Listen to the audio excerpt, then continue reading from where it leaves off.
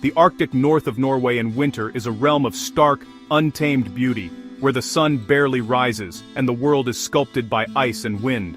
For most, this is a time to stay indoors, but for me, it's a calling, a chance to test my limits and find freedom in the extremes. Living solo in my van, I chase storms, learning humility and respect for nature's power, and discovering peace in the heart of chaos. This is my story, surviving, adapting, and finding awe in the white wilderness. My survival pod is a Fiat Ducato transformed into a fortress against the Arctic cold. Thick insulation, a Truma combi heater, and studless winter tires are my lifelines, keeping me warm, safe, and mobile when the world outside freezes solid. Every item inside is chosen for survival. A robust battery system, extreme weather sleeping bag, and a pantry stocked for weeks. The van is more than transport, it's my armor, my home, and my confidence to face whatever the Arctic throws at me. Preparation is everything. Without it, adventure becomes risk. My first real test on the road came unexpectedly, on a remote island far to the north, where the land meets the icy sea. I had arrived just as winter was tightening its grip, the sky heavy with snow and the air sharp with cold. The village nestled between rugged cliffs, and the endless, white, seemed peaceful at first, almost magical like a scene from a storybook. But beneath that calm, the weather was brewing something fierce. Suddenly a blizzard swept in with astonishing speed, transforming the landscape in minutes. The only bridge connecting the island to the mainland vanished behind a curtain of swirling snow, its outline barely visible. I watched as the road disappeared, realizing with a sinking feeling that I was now completely cut off from the rest of the world. The wind howled, rattling the windows, and the snow piled up relentlessly, erasing all traces of the path I'd taken to get here. I ventured out, bundled in every layer I owned, to ask the locals what to do. The village postwoman, her face red from the cold, confirmed my fears. No one was leaving tonight. The storm was only getting worse, and the bridge would remain closed until it was safe. I felt a wave of anxiety, realizing I was truly stranded, with nowhere to go and no way to leave until the weather decided to let me. As the snow thickened, I found refuge at the village store. The staff, seeing my predicament, offered a simple but profound kindness. They let me park my van in their lot overnight. It was a small gesture, but in that moment, it meant everything. Their warmth and generosity reminded me that even in the harshest conditions, people look out for each other. That night, as darkness fell and the storm raged on, my van became my sanctuary. The wind battered the sides, making the whole vehicle tremble, and snow piled up so high I could barely see out. Yet, inside, wrapped in blankets with a mug of tea, I felt a strange sense of peace. I watched the chaos unfold through the frosted window, grateful for the shelter and warmth my little home on wheels provided. It was a night of uncertainty, but also of quiet reflection. By morning, the world outside had been utterly transformed. The storm had passed, leaving behind a silent, pristine landscape. The village was buried under a thick blanket of snow, every rooftop and tree branch sparkling in the pale winter sun. It was breathtakingly beautiful, a reminder of nature's power and its ability to create moments of awe even after a night of chaos. That storm taught me more than I could have imagined. I learned to trust my van, to respect the advice of locals who know these lands and their moods, and to never underestimate the weather. Their guidance and my own preparations made all the difference. Most importantly, I realized the value of always having a backup plan, extra food, warm clothes, and a way to stay safe no matter what. That night on the island, surrounded by snow and uncertainty, I discovered a new confidence in myself and my journey. When blizzards trap me for days, routine is my anchor. Mornings start with coffee, a ritual that grounds me, no matter how wild the storm outside. I check weather apps and road closures, planning my day around the ever-changing Arctic conditions. The van becomes my office and studio, editing videos as snow rages outside. Cooking hearty meals brings comfort and a sense of home. Evenings are spent watching snowflakes dance in the headlights, finding beauty in isolation. These simple rhythms turn confinement into contentment. In the Arctic, parking is survival. Shelter from the wind is everything. behind buildings, in forests, or tucked against snowbanks. I use the landscape, leeward sides of structures, dense trees, or man-made snow walls to create calm in the storm. Orientation matters. Facing the van into the wind reduces shaking and risk. Understanding snowdrifts and wind patterns is crucial to avoid being buried. Strategic parking is the difference between a sleepless, terrifying night and a secure, restful one. Mastering this skill is non-negotiable in the White Wilderness.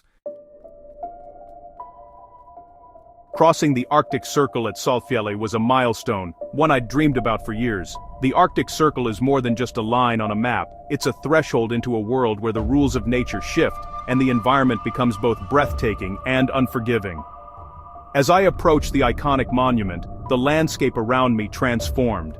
The snow deepened, the air grew sharper, and a sense of anticipation built with every kilometer. It felt like entering a new realm, one defined by extremes, of weather, of light, and of solitude. But just as I crossed that invisible boundary, nature reminded me who was in charge. A sudden, brutal storm swept in from the north, transforming the serene winter landscape into a swirling chaos of snow and wind. The sky darkened, and within minutes, visibility dropped as the blizzard took hold. It was as if the Arctic itself was testing my resolve, demanding respect before granting passage. My plan to park on the open plateau vanished instantly. Hurricane-force winds battered the van, rocking it side to side and threatening to push it off the road. The howling gusts made it impossible to stand outside, and the snow piled up so quickly that the world beyond my headlights disappeared. I realized that staying exposed on the plateau was not just uncomfortable, it was dangerous. I found shelter behind the Arctic Circle Center, grateful for the solid structure that broke the wind and offered a brief respite from the storm's fury. The center, usually a tourist stop, became a lifeline, a reminder that in the Arctic, even the smallest bit of shelter can mean the difference between safety and peril. After catching my breath, I moved the van into a nearby grove of trees for even better protection. The forest, dense and snow-covered, acted as a natural windbreak. Here, the roar of the storm was softened, and the van felt anchored, cocooned by the ancient pines. It was a lesson in adaptation, using the landscape itself to survive. The storm raged on, relentless and wild. Visibility dropped to zero, erasing the horizon and turning the world into a featureless white void. The wind screamed through the trees, and the temperature plummeted. I was completely alone, surrounded by the raw power of the Arctic winter. Soon, the road closed. There was no way forward, no way back. I settled in to wait, working on my laptop and watching the blizzard swirl outside the frosted windows. The van became my world, a tiny island of warmth and light in a sea of cold and chaos. Time slowed, and I found a strange peace in the forced pause, knowing that patience was the only way through. Venturing outside was nearly impossible. The wind and snow stung any exposed skin, and even a few steps from the van felt perilous. The Arctic does not forgive carelessness. Out here, the elements are in control, and survival depends on respecting their power. In these conditions, survival without shelter would be measured in minutes, not hours. The cold is absolute, and the wind strips away warmth with terrifying speed. It's a humbling realization, one that makes you grateful for every layer of protection, every bit of preparation. Eventually, after hours of waiting, a snowplow appeared, leading a convoy of vehicles through the whiteout. The sight was a beacon of hope, a reminder that even in the harshest conditions, there is resilience, teamwork, and a way forward. It was a powerful display of Norwegian resilience and community spirit. The drivers, undaunted by the storm, worked together to carve a path through the chaos. In the Arctic, survival is often a collective effort, and witnessing it firsthand was inspiring. When the storm finally passed, the landscape was transformed, pristine, silent, and impossibly beautiful. I stepped outside, humbled and awestruck by the power of nature and the resilience it demands. The Arctic had tested me, and I had learned to listen, adapt, and respect its might. In the Arctic, adaptation isn't just a skill, it's a necessity.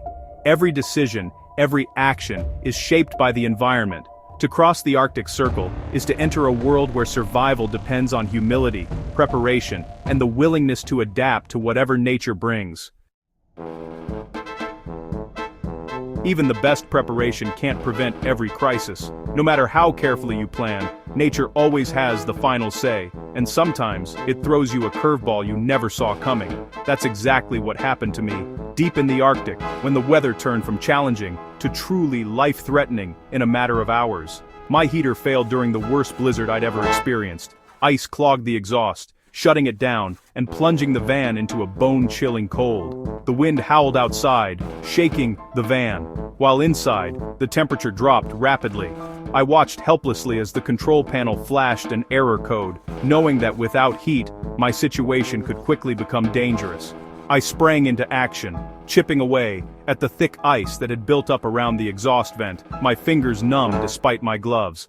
I started the engine to generate some warmth and powered up a small backup electric heater I'd packed for emergencies. It wasn't much, but it was enough to keep the worst of the cold at bay and buy me some precious time. As if that wasn't enough, snow began blowing in through a roof vent, swirling around the interior and threatening to soak my bedding and supplies.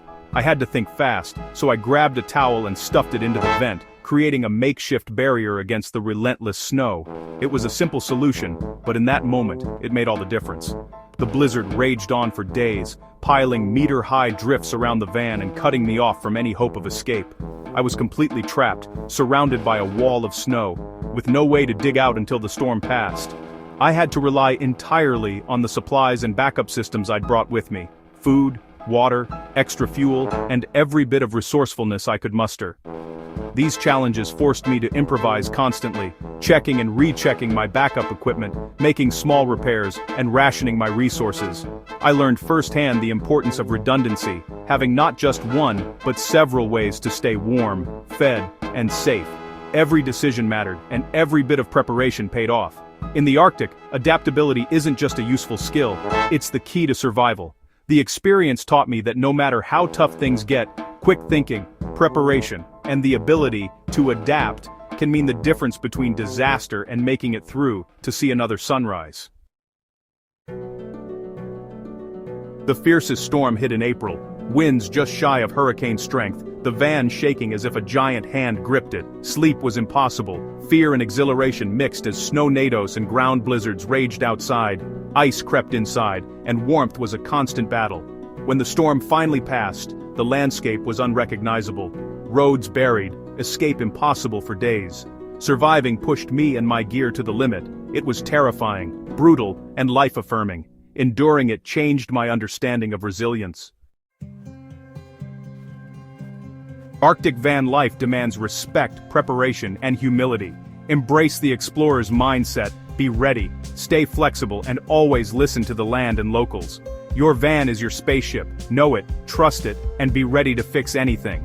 The magic is in the silence after a storm, the comfort of warmth, and the beauty of the northern lights. Start small, build experience, and never underestimate the cold. The challenges will test and change you, but the rewards, solitude, awe, and accomplishment are unforgettable. If you feel the call, answer it. The white wilderness awaits.